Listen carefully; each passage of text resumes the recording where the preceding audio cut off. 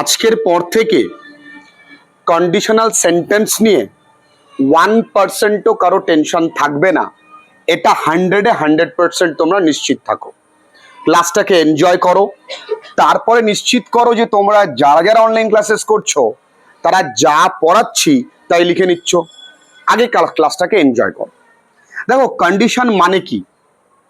তুমি যদি থাকতে, যদি আমি যে কি গান গাই সে খবর রাখতে, তাহলে তুমি যদি থাকতে, যদি যদি তুমি আসতে আমি তাহলে বেঁচে থাকতাম।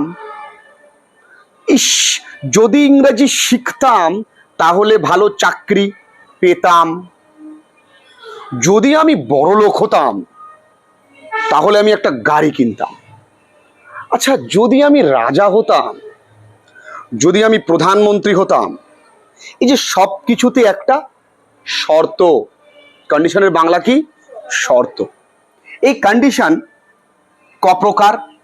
দেখো, একটা জেনারেল ট্রুথ মানে কি? নর্মাল সত্যতা, সাধারণ সত্যতা। যদি তুমি আগুনে হাত দাও, আগুনে হাত দিলে হাত কি হবে? পুড়ে যাবে। এটা কি? General truth. আচ্ছা, 2 নাম্বার কি? যদি তদি। যদি তদি কি? যদি তুমি জোরে দৌড়াও তবেই তুমি ট্রেন ধরতে পারবে। ঠিক গেল। 3 নাম্বার, ভালো করে বুঝবে, এটার পরে আর কিচ্ছু লাগবে না। সে যে লেভেলের পরীক্ষা হোক, সে জিএল, ইউপিএসসি, যা হোক, কোনো চাপ নেই। এরপরে হচ্ছে খেয়ালি। বেশ কিছু লোক আছে না, খেয়ালি লোক, কাজের কাজ কিছু করে না। যদি পাখি হতাম, উড়ে উড়ে ঘুরে বেড়াতাম। কন্ডিশনাল। আরেকটা কি? আফসোস। কি? বাংলা বানান ভুল হলে কিছু করার নেই। আফসোসের ইংরাজি রিপেন্টেশন। কি? আফসোস। ইস, যদি আরেকটু আগে দেখতাম তাহলে হয়ে যেত। এগুলো আফসোস। তাহলে কতগুলো গেল? একটা জেনারেল ট্রুথ গেল, যদি তদি গেল, খেয়ালি গেল, আফসোসে গেল। এবার একটুখানি এর কনস্ট্রাকশনটা বুঝবো, তারপরে এক্সাম্পল শুধু নয়, শুধু এক্সাম্পল নয়, আমরা আরো এক্সাম্পল প্র্যাকটিস করব, ফিল ইন দ্য ব্ল্যাঙ্কস করব। তার পাশাপাশি আমরা কি করব? এরর কারেকশন করব, যাতে করে গ্রামারটার উপরে গ্রিপটা আরো ভালো আসে। দেখি জেনারেল ট্রুথটা কি। সাধারণত কন্ডিশনাল সেন্টেন্স শুরু হবে ইফ দিয়ে একটা ক্লজ, এবং ইফ দিয়ে যখন ক্লজ হবে সেটা ডেফিনেটলি কোন ক্লজ হবে? সাবঅর্ডিনেট ক্লজ হবে। ঠিক, আমি এর আগে ক্লজের বহু ক্লাস দিয়েছি।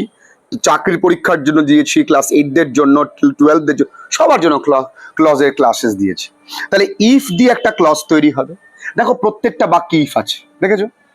আছে, বুঝতে পারছো? কিচ্ছু নেই, সবাই পারবে। তাহলে একটা ইফ থাকবে। তাহলে জেনারেল ট্রুথে কি হচ্ছে?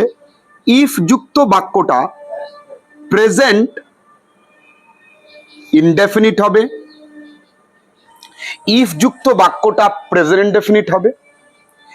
আর পরবর্তী যে প্রিন্সিপাল ক্লজটা, তাহলে একটা যদি সাবঅর্ডিনেট ক্লজ হয়, মানে ইফ যুক্ত বাক্যের অংশটা তুমি যদি সাবঅর্ডিনেট নাও বোঝো, যে ইফ যুক্ত বাক্যের অংশটা কি হবে? প্রেজেন্ট ইনডেফিনিট হবে। আর বাদবাকি অংশটা কি হবে? হয় ফিউচারে হবে, সরি, এখানে ফিউচার দেওয়া যাবে না। বাদবাকি অংশটা বাদবাকি অংশটাও প্রেজেন্ট ইনডেফিনিটে হবে। বাদবাকি অংশটাও কি হবে? প্রেজেন্ট ইনডেফিনিট হবে। তাহলে ইফ যুক্ত অংশটাও প্রেজেন্ট ইনডেফিনিট হবে, বাদবাকি অংশটাও প্রেজেন্ট ইনডেফিনিট হবে। এক্সাম্পল দেখি, কোনো সমস্যা নেই। If you touch a fire, যদি তুমি আগুনে হাত দাও, ইউ ড্যাশ গেট বার্ন, কি হবে? এখানে কিচ্ছুটি হবে না, এখানে ইউ গেট বার্ন যা আছে তাই। কারণ দেখো, এটা কোন টেন্সে আছে? Present indefinite. এটা কোন টেন্সে আছে? Present indefinite. তো আমাকে এক্সট্রা করে কিন্তু এখানে উইল লেখার প্রয়োজন হচ্ছে না। সাধারণত আমরা কন্ডিশনাল মানে কি জানি? ওই ছোটবেলায় একটা শিখে রেখেছিলাম, if you do not do you will die. মনে আছে? ছোটবেলায় করেছিলাম না, do or die. If you do not do, you will die. You will die, এটা আমরা ছোটবেলায় করেছিলাম, মনে পড়ছে? তাহলে আমরা দেখেছি একটা অংশে কি থাকে, প্রেজেন্ট ইনডেফিনিট, আরেকটা অংশে কি থাকে, ফিউচার ইনডেফিনিট। কিন্তু এখানে কিন্তু তা নয়, কারণ এটা কি সত্যি কথা, জেনারেল ট্রুথ। ওকে, 2 নাম্বার কি, যদি তদি। যদি তদির ব্যাপারটা হচ্ছে এইটা কি, ইফ যুক্ত অংশটা যদি প্রেজেন্ট ইনডেফিনিট হয়, তাহলে প্রিন্সিপাল ক্লজটা ফিউচার ইনডেফিনিটে হবে। আমি কি বোঝাতে পারলাম? তাহলে ইফ যুক্ত অংশটা যদি প্রেজেন্ট ইনডেফিনিটে হয়, বাদ বাকি অংশটা বলেছি ফিউচার ইনডেফিনিটে হবে। যেমন ইফ ইউ রান ফাস্ট, যদি তুমি জোরে দৌড়াও, you will catch the tree. তাহলে দেখো দুটো ডিফারেন্স তোমরা ফিল করতে পারলে। আমি বললাম পৃথিবীর বুকে যে কোনো পরীক্ষা তুমি পারবে। একটা কি, যদি তোমরা অন্য সময় কি লিখতে, if you touch a fire you will get burn লিখতে, কিন্তু এখন আর লিখবে না। কেন? যখন তুমি জানো যে সত্য কথা, সত্যি তো হাত পুড়ে যাবে।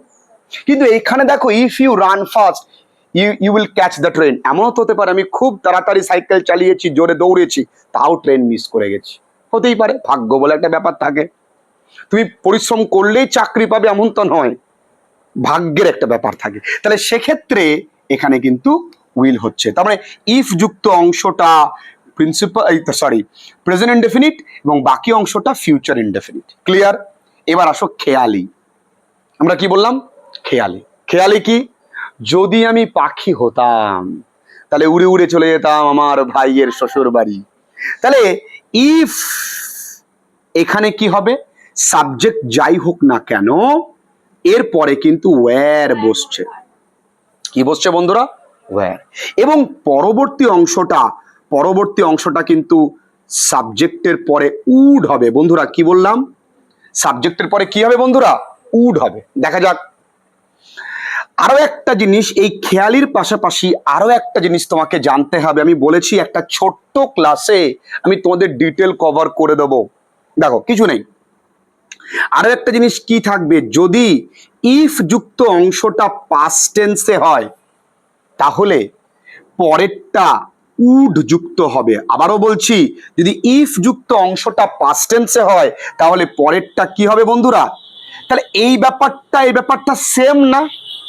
এটাও তো পাস্ট টেন্সই আছে, তবেই তো উড হয়েছে, কিন্তু এটা খেয়ালি নয়। যেমন এক্সাম্পল দেখি, ইফ আই, এর উচ্চারণ কি? ওন না। তাহলে এর উচ্চারণ কি হবে? যদি এটা ওন হয় এর উচ্চারণ কি হবে?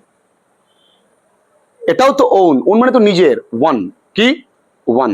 তাহলে ওয়ান, দেখো মুখটা একটু বেশি খুলছে, ওয়ান। যখন ওয়ান বলবো তখন জিভটা দেখবে ওপরের অংশে টাচ করছে, ওয়ান। দেখেছো? চট করে টাচ করবে, one. Last night India on the match, দেখেছো? টাচ করবে কিন্তু। তো যাই হোক, এটা কিন্তু ওন নয়, for your kind information. So if I one a lottery, এবার কি হবে? যদি এইটা পাস্ট টেন্স হয় তাহলে পরেরটা আমার টক করে মাথায় ঢুকে গেল, কি হবে? তাহলে আমার কাছে কিছুই না। আচ্ছা, চিরসত্য ব্যাপার, একটা জেনারেল ট্রুথ, কিছু চেঞ্জ হচ্ছে না, প্রেজেন্ট টেন্সই হবে। আচ্ছা, যদি তদি অনিশ্চয়তা, তাহলে কি হবে? উইল। এই পাশে পাস্ট টেন্স, তাহলে এখানেও কি হবে? বেসিক ব্যাপার, তাহলে উইলটা উড হলো। এবার আসছি আফসোস। ইস, যদি একটু ফ্রেন্ডলি লার্নিং সাবস্ক্রাইব করে রাখতাম তাহলে ভালো গ্রামার শিখতে পারতাম। আফসোস করে লাভ নেই, করে ফেলো। তাহলে ইফটা কি হচ্ছে? এই ইফ যুক্ত অংশটা ভালো করে দেখবে, যদি হ্যাড হয় তাহলে হ্যাড হলে ভার্বের কোন ফর্ম হবে? আর হ্যাড প্লাস V3 মানেই বন্ধু past perfect. Past perfect, very nice. তাহলে পরবর্তী ক্লজটা আমরা জানি ইফ যুক্ত ক্লজটা সাবঅর্ডিনেট ক্লজ, বাকি ক্লজটা প্রিন্সিপাল ক্লজ। তাহলে প্রিন্সিপাল ক্লজটা কি হবে? Would have. আর উড হ্যাভ হওয়া মানে কি বন্ধু?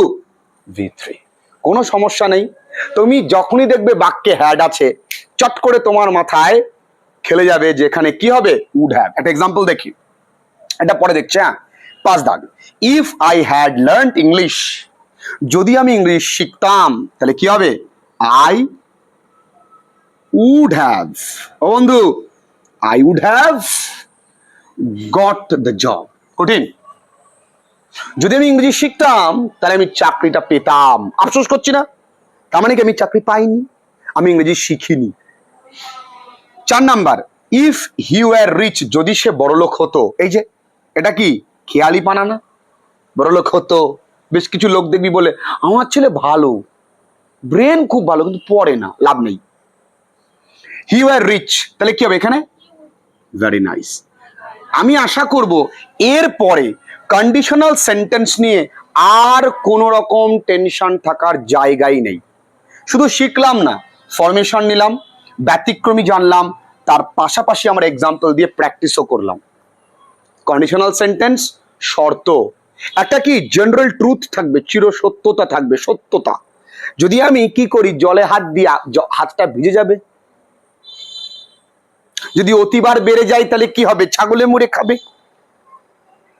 একদম বাস্তব কথা। আবার কি, যদি আমি ভালো করে পড়াশুনো করি তবে আমি পাস করব। তাহলে if I study hard, I will will will হবে, কিন্তু শ্যাল হবে না, I will pass the exam. Clear? এবার কি, যদি ইফ যুক্ত অংশটা পাস্ট টেন্সে হয় তাহলে পরের অংশটা কি হবে? উড। যদি ইফ যুক্ত অংশে হ্যাড প্লাস V3 থাকে তাহলে পরের অংশটা কি হবে? Would have. কারণ এটা আফসোস, কারণ জেনারেল ট্রুথ, যদি তদি, খেয়ালি, আফসোস, এই কয়েকটা জায়গায় তো কন্ডিশনাল সেন্টেন্স হয়, আর তো কোথাও হয় না। কঠিন আছে? আশা করব কন্ডিশনাল সেন্টেন্স নিয়ে যে কোনো লেভেলে আর সমস্যা থাকবে না। লিখে নাও সুন্দর।